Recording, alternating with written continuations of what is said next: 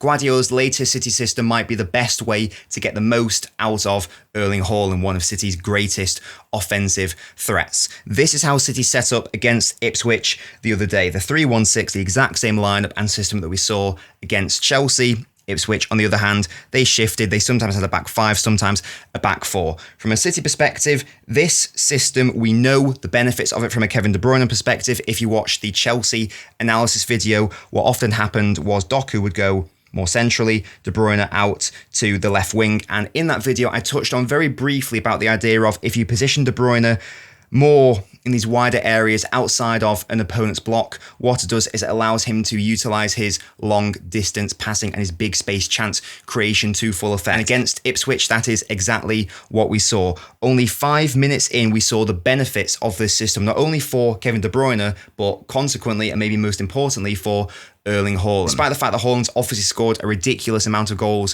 for City, Guardiola has never truly set up City in a way which gets the most out of Haaland. Certainly not what we all thought of Haaland from his Dortmund days. For example, City find it hard to construct counter-attacking opportunities because so often they have the ball. The solution is to try to create fake transitions or false counter-attacks. And with this system, with Kevin De Bruyne pulling out left, that's exactly what City were able to do against Ipswich. As early as 5 minutes in, City started to play it on the right. They shifted it over to the left. You can see the positioning of Kevin De Bruyne out on that left-hand side. But maybe even more importantly, the peacock logo. No, the positioning of Doku, who would come centrally to cause chaos and confusion. As he did against Chelsea, Ipswich also struggled to deal with this overload on City's left-hand side. The ball comes through to Kevin De Bruyne, and you can see the intention immediately with these three players all making the forward threatening runs. This chance doesn't come to anything, but it was a huge warning sign for Ipswich and not really a warning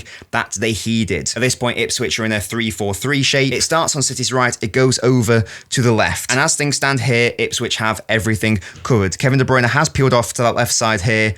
This Ipswich wing back is going to block that passing lane. What does City do to counter that point? As before, Doku comes in centrally, and now this poses a question to this Ipswich player because he wanted to pick up De Bruyne, but now he feels the need to pick up Doku instead. He shifts his body position, and now all of a sudden this pass is now on to De Bruyne. And as with that example a few minutes ago, the space has been created for Kevin De Bruyne because Doku has come centrally, causing confusion and chaos. And look at all of these Manchester City bodies willing to run at Ipswich's back line because De Bruyne, positioned outside the block with all the space in front of him, he's one of the best passers in football history. This style of football gets the most out of Haaland because he thrives off long balls like that, and he thrives off being able to run at opposition defences when there is space available. City really struggle to create those opportunities, but with this new shape that Pep has deployed at City, again, the key being to get Kevin De Bruyne into this wide area, it allows City's midfield, City's wide players to run at the opposition and cause genuine threats and cause chaos and confusion. Ipswich just couldn't deal with it. This goal goes in. You can question the goalkeeping if you want, but the reality is that goal goes in, and within 15 minutes, the game is over. It's 3-1 up. City have won the game. And there were so many examples in this game over and over and over again where the key directive was clearly get the ball to Haaland quickly, whether from open play, whether from a set piece. Ipswich tried to deal with that, and they did quite well in terms of realising that the overload is on City's left. They need to commit more bodies over there. But a solution from a City perspective to that is, well, Guardiola will just position himself slightly higher than before, again, causing confusion in the Ipswich out-of-possession shape. They don't know who to pick up. It causes confusion. Doku peels off his relevant fullback. De Bruyne is capable of finding those balls over the top. And whilst this doesn't come to anything, this is, again, a really good way to get the most out of Haaland with balls over the top, whether to him directly or through to him indirectly via the wide players, because if Doku can control that ball a little bit better, he can cross it into Haaland, who may have a tap in. So again, it's all about, through the lens of this game, it was all about getting the most out of Erling Haaland. Because if you get the most out of De Bruyne, by extension, you'll be getting the most out of Haaland. In the second half, Ipswich did a lot better with that overload on the left. So what did De Bruyne do? he just floated over and went over to the right-hand side instead and kept causing chaos and linking up with some of City's small space players like Rico Lewis. This is why it's so good to have that balance between big space and small space players. And if Lewis can just get that turn a little bit better, again, Haaland has a really good opportunity to get another goal. And it wasn't just open play, it was also set pieces, corners, free kicks. Again, the directive clearly, get the ball to Haaland as quickly as possible and cause chaos in Ipswich's box. In the past with set pieces, while City get a lot of set pieces and by extension score a lot from set pieces, I do feel like there is a lot of wasted opportunities with City maybe taking too long on the ball and not taking the initiative enough.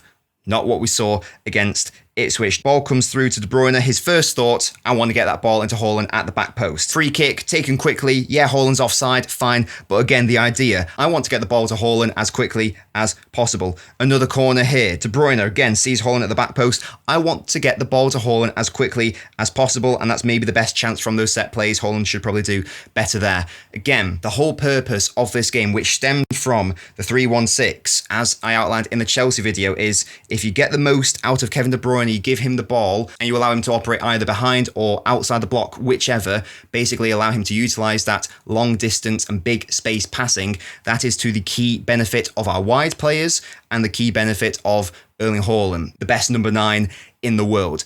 Are City finally leaning more so into utilising their big man up top, or was this just a case of it was only Ipswich, so this is how we're going to play for this game? That remains to be seen. I would like to think that City would continue in this manner, maybe not in every single game because you are more at risk for counterattacks if you are constantly spamming crosses, spamming long balls and giving the ball away. But if you commit so many bodies forwards as City do in their 3-1-6, it means that you are by definition pushing the opposition defensive line back. If their starting position is deeper, then that means it's going to be trickier for them to counterattack because there is more space for them to move up the pitch if they are pinned further back. There's also another massive thing City have been doing the past few games, which we didn't see enough of last season. It's all to do with Savio, and I will be analysing that in a future video or live stream. So do make sure you are subscribed to the channel with notifications on so you stay updated. Thank you guys so much for watching. Really hope you enjoyed this, and I'll see you next time. Apologies for the delay, by the way. I was at a wedding, so this is why it's come out a little bit late. Goodbye, guys.